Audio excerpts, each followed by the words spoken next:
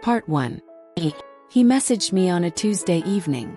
Just a simple, "Hey, I like your art." And that's how it all began. His name was Caleb. He was charming in the most quiet, non-threatening way.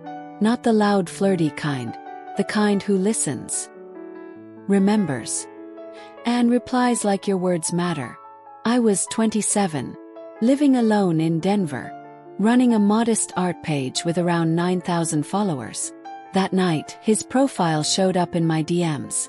Caleb had a sleek feed, mostly landscape photography, moody skies, abandoned cabins, sometimes a moose in the distance. He lived in Montana, worked remotely in tech, and he said my artwork gave him peace. We started talking every night. It wasn't like other guys who rushed into compliments or awkward video calls. He asked about my childhood, my mom's favorite soup recipe. He even remembered the exact shade I used in my November Silence piece. Nobody ever paid attention like that.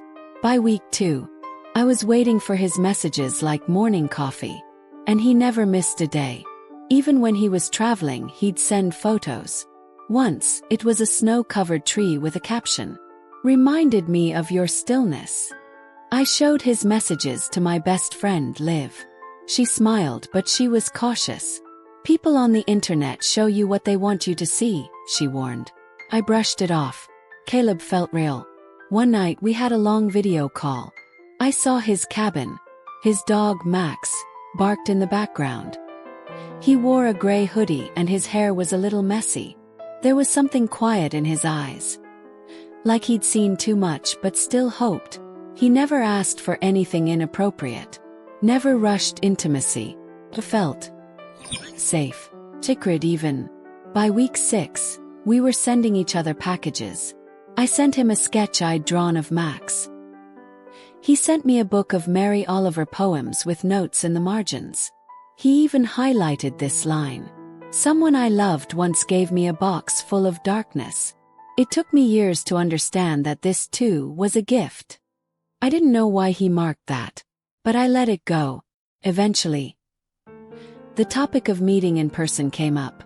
He said he didn't want to rush, but if I ever visited Montana, I'd have a couch, a cabin, and a campfire waiting.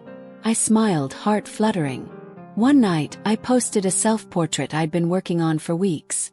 A raw, emotional piece. Caleb didn't react for hours, which was unusual. Finally, a short message. "Stunning. Feels like you exposed something people shouldn't see." I felt weird reading that, but maybe he meant it artistically. Still, my chest tightened. The next morning, he sent a voice note. He sounded different. Tired maybe. He apologized. Said he'd had a rough night. And then he disappeared for 3 days. 3 days of nothing. Not a single message. My heart was in knots. I finally texted, "Are you okay?" An hour later, he replied, "Yeah. Just dealing with some things. Needed space." I didn't push, but I felt that shift, that subtle detachment. Like a thread had snapped quietly in the background. When he returned, his messages were shorter. Still polite. Still kind. But something was off. I told Liv. She gave me a long look and said, "You barely know him. You've known his profile, not his patterns." But she wasn't wrong. Still I waited. Because love, or whatever this was, doesn't come easy for people like me. People who overthink, feel too deeply, and still want to believe. Then came the morning that broke it all. Liv sent me a screenshot. It was Caleb's photo, posted by another woman. Captioned, "Happy 2nd anniversary to the man who taught me patience and poetry." I couldn't breathe. At first I thought maybe it was old, or a coincidence. But no, the comments were recent. And there she was, holding his hand in a snowy cabin porch. Same dog, same hoodie, same Caleb. I messaged him instantly. "What is this? Who is she?" No reply. Hours passed. Finally he answered, "I never meant to hurt you. I didn't know how to stop once we started. I dropped my phone. It felt like ice in my spine. I stared at my paintings on the wall. They suddenly looked hollow. I wasn't angry yet. I was confused, stupidly hopeful that maybe, just maybe, there was a story. One that could explain it all. But no, it was exactly what it looked like. He was in a relationship the entire time. 2 years long. And I had been his emotional vacation. The next day, I took down my art for the first time in years. Not forever. Just until I could remember who I was before him. It wasn't the cheating that destroyed me. It was the quiet way he convinced me I mattered. And then, the quiet way he left. Liv came over that night. We sat in silence. And then she said something I'll never forget. Some people don't steal your heart. They borrow it until theirs starts working again. I wanted to scream. To message his girlfriend. To post the screenshots. But I didn't. Instead, I opened a blank canvas. And began painting the truth. No filters. No captions. Just raw color. A storm of blue. And red. And gray. It wasn't for him. It was for the version of me that fell for a voice.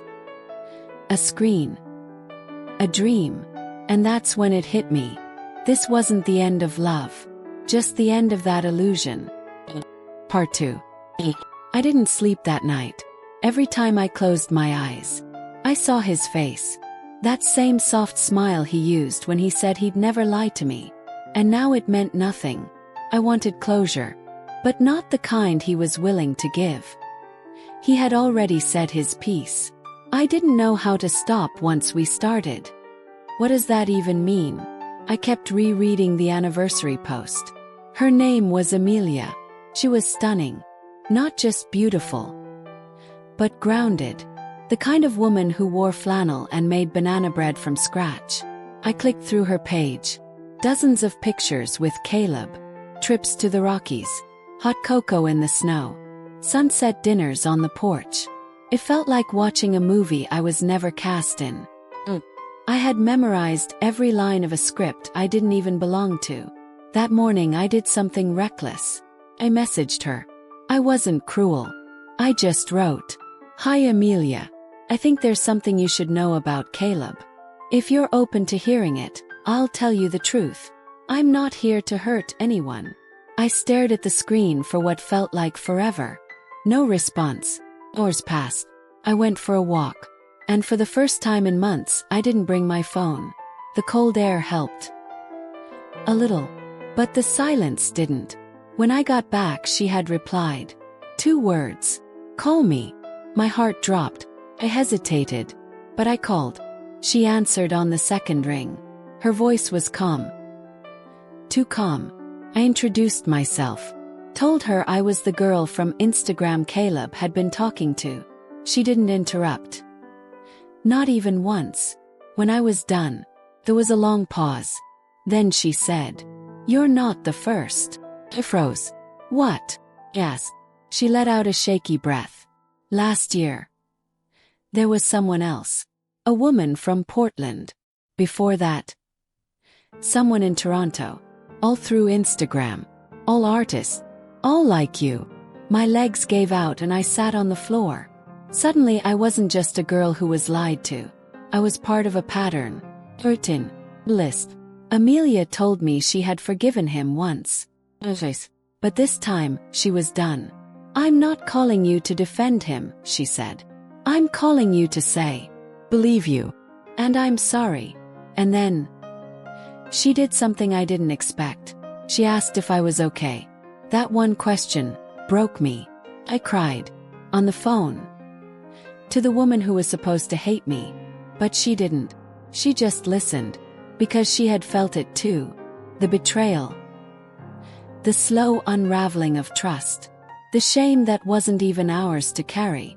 After we hung up, I sat in silence for hours. I blocked Caleb. I didn't tell him goodbye. I didn't give him the dignity of an explanation. Because he already knew. He always knew. The next week was a blur. I returned to my studio. But I couldn't paint. Everything felt tainted. I looked at the canvas and saw his lies between the brushstrokes, his voice echoing behind the colors. And I hated that. I hated that he was in my art, in my thoughts, in my quiet moments. So I did the only thing that felt right. I took every sketch I'd made since we met, and I burned them. I lit a fire in my backyard pit, and one by one, I dropped them in. The drawing of Max, the self-portrait, the landscapes I made while thinking of him. The flames danced like they were celebrating. And with every sheet of paper that turned to ash, I felt lighter. Not healed, but lighter. A few days later, Liv showed up with 2 cups of hot chocolate and a playlist called Sad Girl Autumn. We didn't talk about him. He just sat there, letting me exist in the silence without needing to be fixed. I started painting again, not because I felt inspired, but because I needed to remember who I was before him. And art was the only place I felt in control. One day, I decided to share what happened, not through words, but through a piece I called Profiles. It was a faceless figure holding a cracked mirror. Inside the mirror were fragmented images of 2 women's eyes, mine and Amelia's. I posted it with a caption, "To the girls who believed the messages, you're not foolish. You're full of hope. And that is still beautiful." The response was overwhelming. Women from everywhere shared their stories. Poured in. Stories of fake profiles, of emotional manipulation, of men who offered poetry, only to leave behind silence. I wasn't alone. None of us were. Caleb messaged me once more. From a burner account. "I saw your post. I guess I deserve that." I didn't reply. Because he didn't deserve anything more. Not even my anger. That was the moment I knew. I had finally taken him out of my story. And replaced him with truth. With power. With art that wasn't for him. But for me. And every girl who had ever fallen for pixels dressed as promises. And now I want to ask you something. Have you ever mistaken connection for character? Was there ever someone who said all the right things, until you saw the truth they were hiding? Share with me in the comments. Your voice matters here. Part 3. 2 weeks had passed, and for the first time in months, Caleb was just a name I no longer whispered into the night. But peace, real peace, is a fragile thing, and some people aren't good at letting go. Started when I received a package. No sender's name. No return address. Just my name. Handwritten. And a thick manila envelope inside. I hesitated. But curiosity always wins. Tore it open. Inside were photos. Dozens of printed screenshots. Posts. Usernames I didn't recognize. All messages from Caleb to other women. Some of them overlapped with the time he was talking to me. Others went further back. 3 years. Maybe more. I felt sick. Then, I saw a small note at the bottom. "You're not the only one. K." No clue who cares, but whoever they were. They wanted me to know. This wasn't just a mistake. This was a pattern. Later that night, I received a DM from a girl named Brielle. "Hey, I saw your art on IG. I think we have something in common." I clicked her profile. Another artist. From Chicago. And sure enough, her story mirrored mine. She had met Caleb through DMs. He praised her work. Encouraged her. They had a months-long connection. Then suddenly, nothing. Ghosted, like me. Discarded like a phase he outgrew. We decided to meet over Zoom. And that's when I saw them. 6 other women on the call. Each from a different city. Each with their own Caleb story. One was a photographer. One a dancer. One even had the same nickname he gave me. Bright Soul. He reused the same phrases. The same compliments. Like lines from a script. Played over and over again. Felt nauseous. Not just because of what he'd done to me, but because of how calculated it all was. This wasn't love. This was manipulation dressed as intimacy. And that's when one girl said something that chilled me. Has anyone ever met him in person? We all looked around. None of us had. He always had an excuse. Work trips. Family emergencies. Even claimed to have been in a car accident once. Suddenly, it hit me. What if Caleb wasn't Caleb? The thought turned my stomach, but it explained too much. I went digging. Reverse image searched the pictures he sent. Some led to a private LinkedIn profile under a different name. Some were nowhere at all. But one photo was found on a modeling website in Europe, under the name Marcus Wellner. A man from Austria. Real person. Which meant, the man we'd all spoken to, the one we poured our hearts out to, never existed. We were catfished, not just emotionally, but deeply. Systematically. But here's what made it worse. Caleb wasn't a teenager pulling a prank. This was someone intelligent. Intentional. And he'd been doing it for years. I reported the account. So did the other women. But nothing happened. Instagram said it didn't violate their policies. 'Cause no threats were made. No threats. What about emotional abuse?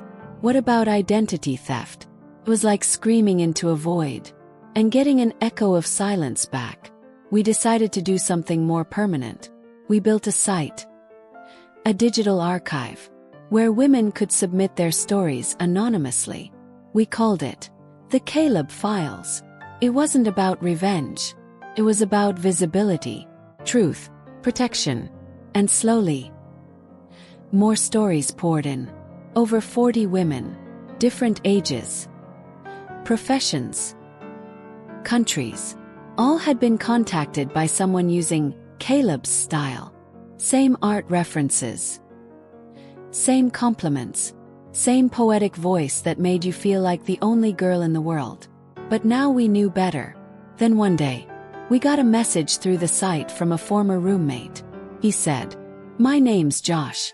I lived with the guy behind all this." We were stunned. We had never gotten this close before. He told us the real name of the man. Brendan Cole. 35. Freelance coder. Lived in a shared apartment in Seattle. Josh had grown suspicious years ago. Brendan would lock himself in his room for hours. And when Josh once borrowed his laptop by accident, he found folders labeled Script A, Script B, Girl 3. He moved out after that. But he never told anyone. Till now. He shared photos of Brendan. And none of them looked like the man we knew as Caleb. We finally had the truth. It didn't make the pain easier. But it made it clear. Felt angry. But I also felt powerful. Because now, we weren't victims anymore. We were witnesses. And our words were turning into evidence. I recorded a podcast episode. Shared my story start to finish. Not to shame, but to educate. To empower others to question what feels too good. After it aired, I received hundreds of messages. Some saying, "This happened to me too." Others just saying, "Thank you." We had started a ripple, and it was becoming a wave. I got one final message from Brendan's real account. It said, "You ruined my life. Was it worth it?" I didn't reply. 'Cause he got it wrong. He ruined our lives. We just decided to stop letting him write the ending. Have you ever trusted someone online? Only to realize they weren't who they said they were? Do you believe closure is something we find? Or something we build? Tell me in the comments. Let's help each other find the answers. Together. Part 4. Brendan's message haunted me for days. "You ruined my life. Was it worth it?" Those words weren't just bitter. They were a threat disguised as guilt. But I didn't respond. Because silence is sometimes the loudest answer. Part of me stayed on edge. Not because I was afraid. But because I knew. He wasn't done yet. And I was right. 2 weeks later. The anonymous reports started disappearing from our website. One by one. Entire entries wiped. First, we thought it was a bug, but then our admin panel showed it clearly. Someone had logged in and deleted them manually. And the IP address. Brendan had hacked us. I gathered the team immediately. 6 of us on a video call. Tired eyes. Furious voices. How did he get in? What else does he know? Do we shut it down? But shutting down meant letting him win. It meant letting the truth be buried. Again, we strengthened the site. Added layers of security. 2-factor authentication. Locks. Backups. We even brought in a cybersecurity expert. But it wasn't just digital anymore. Brielle called me one night. Her voice shaking. He was outside my building. Just standing there. I froze. What do you mean? He looked at me. Didn't say a word. Then walked away. It was no longer just catfishing. It was escalation. Another girl, Yasmin, said her job received an anonymous tip accusing her of fraud. It wasn't true. But it nearly got her fired. Brendan was unraveling. And in doing so, he was trying to pull us apart with him. I knew we couldn't wait anymore. We had to take action. Legal action. But how do you prove digital manipulation? How do you prosecute a ghost who never used his real name online? Turns out, we had more than we thought. With Josh's help, Brendan's ex-roommate, we traced multiple email addresses and phone numbers used in the fake accounts, all connected to one Wi-Fi location. Brendan's old apartment. We compiled everything. Screenshots. Audio. Timestamps. Witness statements. Then, we submitted it all to a private investigator who specialized in cyber abuse.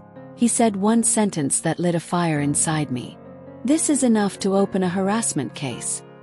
If you're ready for a long fight. We all were. Brendan started a smear campaign online.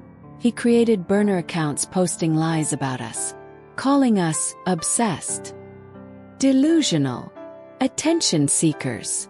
But what he didn't expect was that people started siding with us. Our podcast, our website, our transparency gave us credibility, and it gave him a spotlight he wasn't prepared for.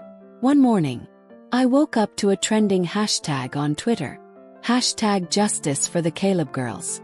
Felt unreal. Dozens of creators began sharing their own stories of being manipulated online. Men and women, different backgrounds. Same pain. Our story wasn't just ours anymore. It had become something bigger. A mirror for thousands of others who thought they were alone. Then came the email that shifted everything. From a woman named Rachel. Subject line. He did the same to my sister. She didn't survive. I opened it with trembling hands. Rachel's sister, Hannah, had met Brendan years ago on a different platform. They developed an intense online relationship. And after Brendan ghosted her, she spiraled into depression. 6 months later, she took her own life. I couldn't breathe. All this time, I thought I'd seen the worst of him. But now, the pain had a body count. We asked Rachel if she was willing to share her story publicly. She said yes, and we featured her on our podcast. Her voice was broken, but powerful. He stole her light, she said. But I won't let him steal the truth. After that episode aired, we were contacted by a reporter from The Atlantic. He wanted to do a feature. A full investigation. We hesitated at first. We knew the backlash could be brutal. But we agreed. Because hiding only helps the abuser, never the abused. The article was published 1 week later. Titled, "The Man Who Catfished a Generation." It exploded. Front page on Reddit. Thousands of shares. National headlines followed. And finally, the police opened an official investigation against Brendan Cole. He was arrested under charges of identity theft, cyber harassment, and emotional endangerment. But even then, it wasn't closure. We still had to face him in court, stand on that cold floor, and say out loud what he did to us. When it was my turn to testify, I looked him dead in the eyes, for the first time, and I saw nothing. No guilt. No shame. Just emptiness. But that didn't stop me. I was never in love with you, I said. I was in love with a ghost you created. But today, I'm not afraid of ghosts anymore. He got 5 years. Not nearly enough for what he took. But it was something. More than anything. It was a line in the sand. The beginning of the end. After the trial, I deleted the last voice note he ever sent me. It was silent anyway. Just static and a heavy breath. We continued the podcast. Turned it into a non-profit for digital abuse survivors. Held workshops in schools. Hosted healing circles. Our pain became our purpose. Our silence became our strength. And me. I started painting again. This time. Not for validation, but for myself. One piece I made hung in my bedroom. A faceless figure. Holding a cracked mirror. With the words, "Some endings are the beginning of who we truly are." Have you ever had to rebuild yourself from someone else's lies? What gave you the courage to move forward? Share your story below. Someone out there might need to hear it. Part 5. After the trial. After the noise faded. After Brendan was locked away behind bars. You'd think everything would feel lighter. But silence has its own weight. And healing isn't a straight line. The podcast kept growing. People from around the world started sending in their stories. Some were hopeful. Some were horrifying. All were human. One email stood out. It was from someone named Eliza. Subject line: "I knew Brendan too, but I stayed. I hesitated before opening it. My heart had already been cracked open so many times. But I read it. Slowly. Eliza had dated Brendan years before he met me. In real life. Not online. She said he was charming. Attentive. The kind of man who opened doors and memorized your coffee order. Until the control began. Until he isolated her from friends. Until he made her doubt every word she spoke. She stayed for 2 years. Tried to leave 3 times. Each time, he'd cry. Beg. Promise to change. He never did. Eliza finally escaped when he broke her phone during an argument. She ran to her sister's house barefoot in the rain. Never went back. Her email ended with, "Thank you for being the voice I never had." I cried for a long time that night. Not just for Eliza, but for every woman who never got to say goodbye to the version of herself that man erased. 3 months later, I was invited to speak at a digital safety conference in Chicago. The room was packed, mostly women. Some teenagers. A few men sitting with quiet eyes. I shared my story. From the DMs on Instagram, to the courtroom, to the healing. When I was done, a teenage girl raised her hand, maybe 16, with chipped black nail polish. She asked, "Do you ever wish you never met him?" I paused. That question had followed me like a shadow for months, and I finally had an answer. "No," I said, "because I found me through him." The room went still.